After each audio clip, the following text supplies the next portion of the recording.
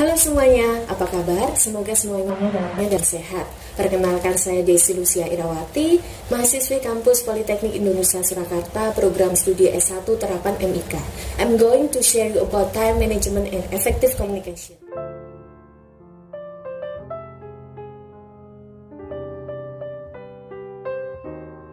Oke, manajemen waktu dan komunikasi yang baik. Kedua hal ini sangatlah krusial, khususnya bagi kita atau kalian calon-calon pemimpin yang nantinya akan memimpin sebuah organisasi, sebuah perusahaan, ataupun bisa memimpin sebuah negara. Bisa jadi, walaupun saat ini kita belum memimpin, at least kita bisa memimpin diri kita masing-masing untuk menjadi yang lebih baik. Sebelum masuk ke materi, saya akan sedikit menjelaskan tentang siapa itu pemimpin. Ada dua definisi yang akan saya sampaikan. Yang pertama yaitu, pemimpin adalah seorang pribadi yang memiliki kecakapan dan kelebihan di suatu bidang, sehingga dia mampu mempengaruhi orang-orang lain untuk bersama-sama melakukan aktivitas tertentu demi pencapaian satu atau beberapa tujuan. Yang kedua yaitu, pemimpin ialah seseorang dengan jalan memprakarsai tingkah laku sosial, mengatur, mengarahkan, mengorganisir, atau mengontrol usaha atau upaya orang lain melalui prestis, kekuasaan, dan posisi. Bisa dikatakan, pemimpin adalah seseorang yang membimbing, memimpin dengan bantuan kualitas-kualitas persuasifnya, dan akseptansi atau penerimaan secara sukarela oleh para pengikutnya. Jadi kesimpulannya, pemimpin adalah seseorang yang aktif dalam merencanakan, dalam mengatur, mengarahkan, bahkan dapat mempengaruhi orang-orang di sekitarnya untuk melakukan suatu aktivitas demi pencapaian satu atau beberapa tujuan.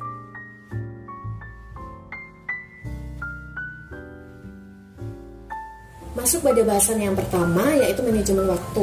Manajemen waktu adalah bagaimana cara kita mengelola waktu secara efektif. Manajemen waktu memerlukan planning atau perencanaan, karena rencana adalah sesuatu hal sebagai landasan yang penting untuk memulai sebuah kegiatan. Kerap kali kegagalan terjadi karena kita tidak memiliki perencanaan yang baik. Kalau kita tidak memiliki perencanaan yang baik, maka hal-hal yang akan kita lakukan juga akan berantakan, tidak beraturan, dan bahkan menimbulkan kegagalan. Kemudian manfaat dari planning adalah untuk memastikan bahwa ada goal, ada tujuan yang realistis, menekankan komitmen, membantu mengordinasikan kegiatan, membantu kita mencapai target pribadi, komitmen pada diri sendiri untuk merencanakan dan melaksanakan rencana kita, menggunakan sistem perencanaan yang simpel dan praktis, mengatur diri sendiri untuk perencanaan, dan memberi batasan rencana kita. Nah, bagaimana cara kita agar rencana yang sudah kita buat berhasil? Yaitu satu kuncinya, disiplin. Disiplin adalah kunci keberhasilan dalam setiap rencana yang sudah kita buat. Salah satu kendala dalam kedisiplinan adalah kebiasaan menunda. Apa sih alasannya orang-orang menunda pekerjaan atau tugas yang sudah disusun? Yaitu adalah takut atas tidak tahu, takut atas kesalahan, takut atas beban kerja, takut atas penolakan, lemah dalam pengalaman, dan lemah dalam pemahaman. Dari beberapa hal yang sudah saya sampaikan, maka dapat dikatakan bahwa perencanaan memang sangatlah penting. Namun penting juga untuk kita dapat memprioritaskan mana hal yang tingkat urgensinya rendah, mana hal yang tingkat urgensinya tinggi.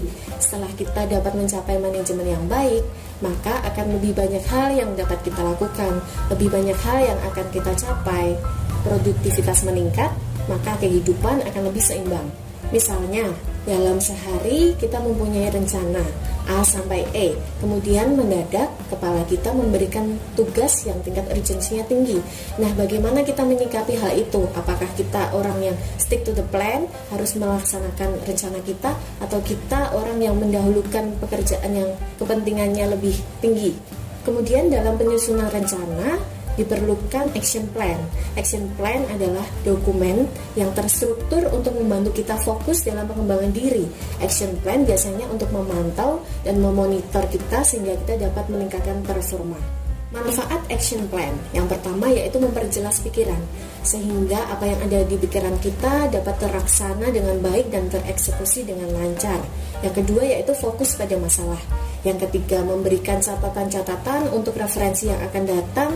Yang keempat, mengidentifikasi dan menyetujui apa yang dibutuhkan untuk perubahan. Yang kelima, mendapatkan komitmen.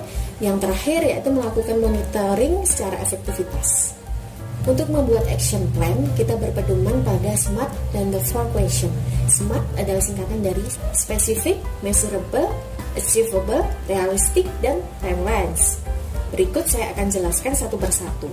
Spesifik yaitu adanya tindakan konkret yang harus dilakukan, ada hasil utama yang harus dicapai, serta adanya skala prioritas. Yang kedua yaitu measurable, kegiatan yang kita lakukan bisa diukur, meliputi jumlah nominal, kuantitas dan kualitas, dan kecepatan waktu penyelesaian. Yang ketiga yaitu achievable, dapat dicapai dengan standar yang tinggi. Kemudian ada realistic, sejalan dengan ruang lingkup fungsi dan tugasnya, konsisten dengan tujuan departemen.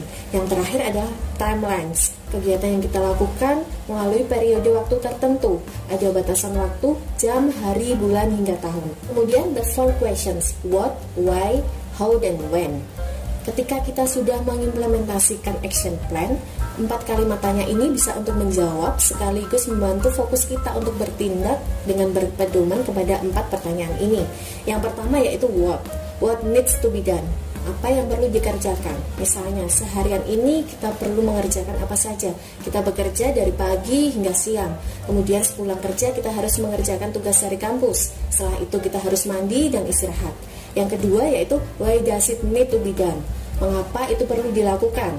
Mengapa kita perlu bekerja? Mengapa kita perlu mengerjakan tugas dari kampus? Mengapa kita perlu mandi dan beristirahat? Yang ketiga yaitu how is it going to be done? Bagaimana pengerjaannya? Bagaimana pekerjaan kita dari pagi hingga siang? Bagaimana pengerjaan tugas kita? Bagaimana istirahat kita? Dan yang terakhir adalah when has it got to be done by? Kapan itu dikerjakan? Yang pasti kita bekerja pada pagi hari hingga siang hari. Dan kapan kita mengerjakan tugas? Apakah langsung atau kita ada jeda? Kapan kita mandi? Kapan kita beristirahat? Di awal tadi kita sudah berbicara tentang pemimpin, di mana pemimpin memang harus mempunyai manajemen waktu yang baik. Nah, perbedaan antara pemimpin dan pengikut dalam hal penggunaan waktu adalah pemimpin biasanya berinisiatif, memimpin, mengangkat telepon dan membuat hubungan, membuat waktu perencanaan, mengantisipasi masalah, menginvestasikan waktu dengan orang-orang, dan membuat jadwal berdasarkan prioritas. Sedangkan pengikut cenderung bereaksi, mendengarkan, menunggu telepon berdering, menggunakan waktu hari demi hari, bereaksi terhadap masalah, menghabiskan waktu dengan orang-orang, dan membuat jadwal berdasarkan permintaan.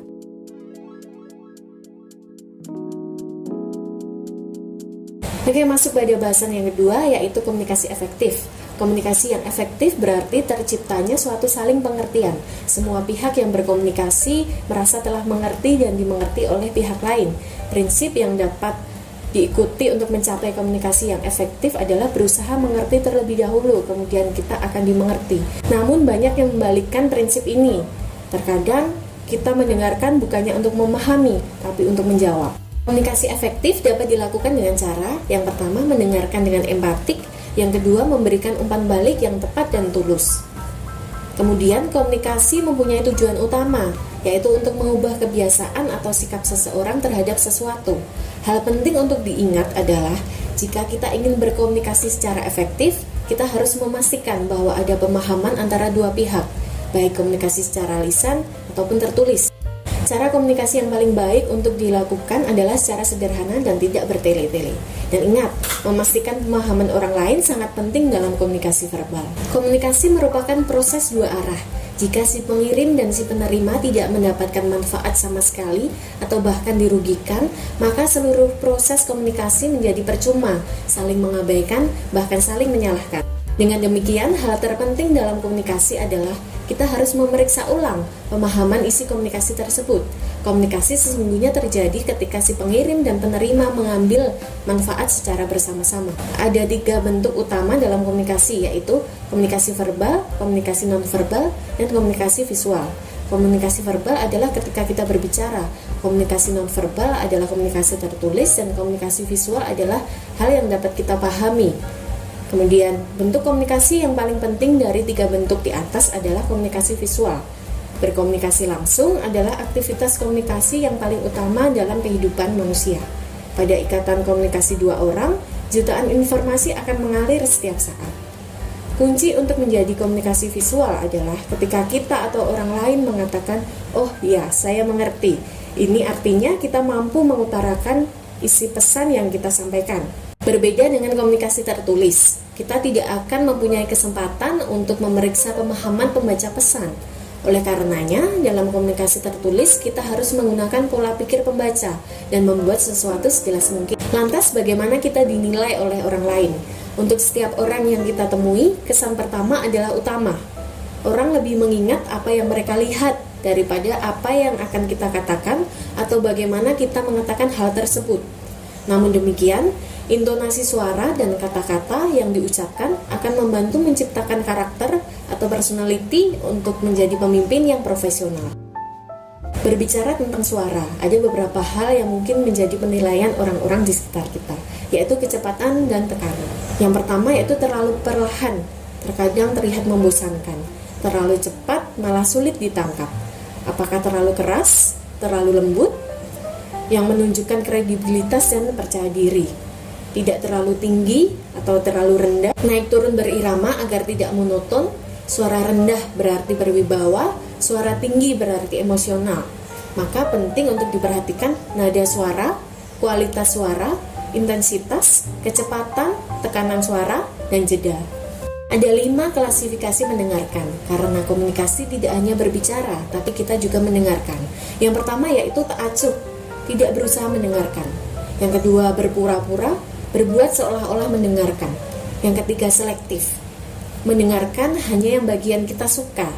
Yang keempat penuh perhatian, yaitu memberikan perhatian dan fokus pada apa yang dikatakan pembicara dan membandingkan dengan pengalaman sendiri. Yang terakhir adalah secara empatik, mendengarkan dan merespon dengan hati dan pikiran untuk mengerti perkataan, maksud dan perasaan si pembicara. Nah, kita termasuk orang yang mana nih? Jadi kesimpulannya, seorang pemimpin memang harus mempunyai manajemen waktu yang baik dan komunikasi yang efektif. Kedua hal ini sangat membantu seorang pemimpin dalam melaksanakan proses kepemimpinannya, manajemen waktu yang baik, serta komunikasi yang efektif kepada orang-orang di sekitarnya. Jadi seorang pemimpin bisa menempatkan di mana dia sedang berkomunikasi dan dengan siapa dia sedang berkomunikasi. Oke, jadi itu tadi penjelasan singkat saya mengenai time management dan effective communication. Semoga apa yang saya sampaikan dapat diterima dan bermanfaat bagi teman-teman semua. Thank you.